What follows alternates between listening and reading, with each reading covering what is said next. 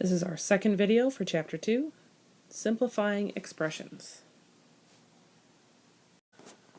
What you'll learn in this video is to simplify algebraic expressions using properties of operations. And remember, a mathematical phrase with at least one variable is called an algebraic expression. There are two terms you need to define in this video. Be sure to pause the video when you see them and write down their definition. Those that are like terms and coefficient. You can evaluate algebraic expressions by substituting values for variables. Scientists often substitute data from experiments into formulas with several variables to interpret their results. Now let's look at some terms.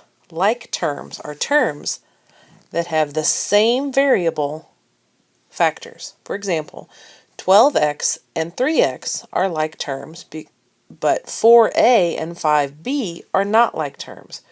Because in 12x and 3x, the variable is the same letter, where in 4a and 4b, they are not. You can use the properties of operations to order, group, and combine like terms. Now, a coefficient is a numerical factor of a term with a variable. In each of the terms below, the coefficients are highlighted. So coefficients are 12, 5, 3, and 5 plus 2. So in 12x, the coefficient is 12. In 5b, the coefficient is 5. In 3xy squared, the coefficient is 3. And in parentheses 5.2 parentheses m, it's parentheses 5 plus 2 parentheses. So basically, the coefficient is just whatever number is stuck to the variable. So let's look at an example of using properties to add and subtract. So let's say we want to simplify 5x plus 9 plus 2x minus 4. So I'm going to identify which parts of the expression are like terms. So the 5x and the 2x are like terms, and the 9 and the negative 4 are like terms. So using the commutative property of addition, I can rearrange my equation and go ahead and put the things that are like terms next to one another. So I can rewrite my equation, or my expression, as 5x plus 2x plus 9 minus 4. So now I can use the distributive property. So since 5x and 2x both have the x, I can take that x out and just leave my regular numbers behind, which leaves me with 5 plus 2 in parentheses times x plus 9 minus 4. Then I can just simplify. So 5 plus 2 is 7, so 7 times x gives me 7x plus 9 minus 4. Then 9 minus 4 gets me 5, so I'm left with 7x plus 5.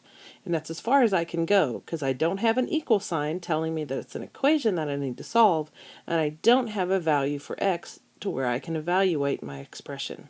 So my simplified expression is 7x plus 5. Pause the video and do these 3 quick checks in your notebook. Be sure to label it as quick checks in your notebook, number all the problems, write down the original equations, and show all your work. Sometimes an expression should be expanded before it is simplified. So let's do an example of expanding expressions. So if I'm asked to simplify 2/3 times 12y plus 9 plus 4. So I'm going to look at my original equation, then I have to do my distributive property to get that 2/3 and multiply 2/3 by 12y and 2/3 by 9. So that leaves me with 8y plus 6 plus 4.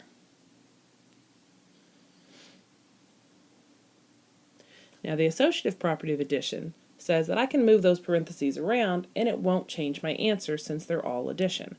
So instead of having 8y and 6 together, I'm going to put 6 and 4 together. So then I can just combine my like terms. It leaves me with 8y plus 10.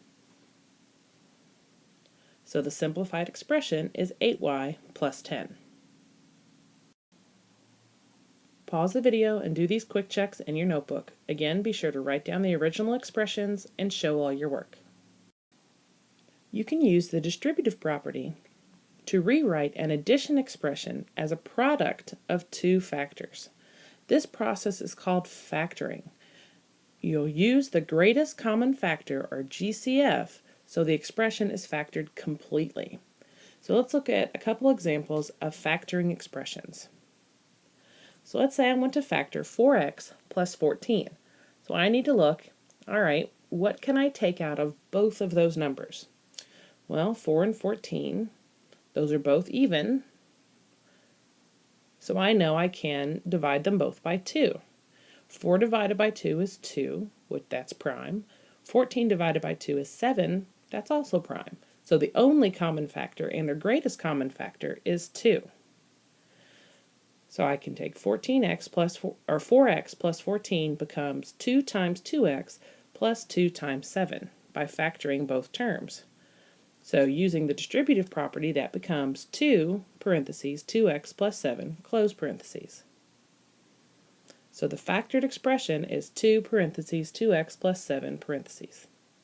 Let's look at another example. Say I want to factor 12y minus 6.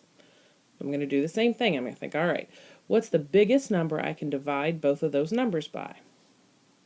Well, I know 6 is a factor of 12, so 6 will be the greatest common factor because the biggest thing I can divide 6 by is 6. 12 divided by 6 is 2, and 6 divided by 6 is 1.